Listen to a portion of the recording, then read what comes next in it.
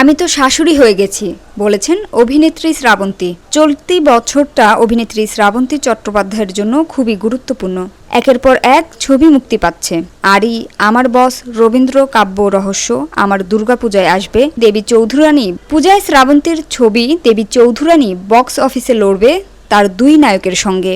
আমার বস ছবির নায়ক শিবপ্রদাস মুখোপাধ্যায়ের সিনেমা রক্তবীজ 2 ও নায়িকার পুরনো জুটি দেবের ছবি রঘু ডাকাতের সঙ্গে। যদিও নিজের ছবি নিয়ে খুবই আত্মবিশ্বাসী অভিনেত্রী, আশা করছেন দর্শকরা হলে গিয়ে তার সিনেমা দেখবেন, পছন্দও করবেন।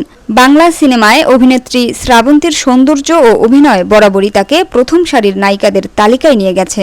বহু বছর ধরেই নিজের এই জায়গা ধরে রেখেছেন তিনি। অভিনয় নিয়ে কোনো রাখঢাক রাখেন না। নায়িকার চরিত্র হোক বা আইটেম গান, সব জায়গাতেই চেষ্টা করেন সেরাটা দেয়ার। ব্যক্তিগত জীবনে নানা চড়াই উতরাই দিয়ে গেলেও শ্রাবন্তী ও তার ছেলের মধ্যে সম্পর্ক খুব মধুর। ছেলে ঝিনুককে নায়িকা সবসময় নিজের সাপোর্ট সিস্টেম হিসেবেই দেখেছেন। খুব অল্প বয়সেই মা হয়েছেন তিনি। এরপর স্বামীর সঙ্গে বিচ্ছেদও ঘটেছে, তবুও থেমে থাকেননি অভিনেত্রী। সিঙ্গেল মাদার হিসেবেই ছেলেকে বড় করেছেন তিনি। সবসময় ঝিনুকের পাশে থেকেছেন ও তার ইচ্ছে স্বপ্ন পূরণের চেষ্টা করেছেন।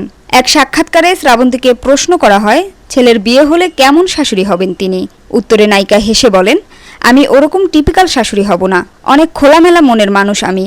আমার ছেলে ঝিনুক কিন্তু একদম মাম্মাস বয় নয়, আমারই তো ছেলে।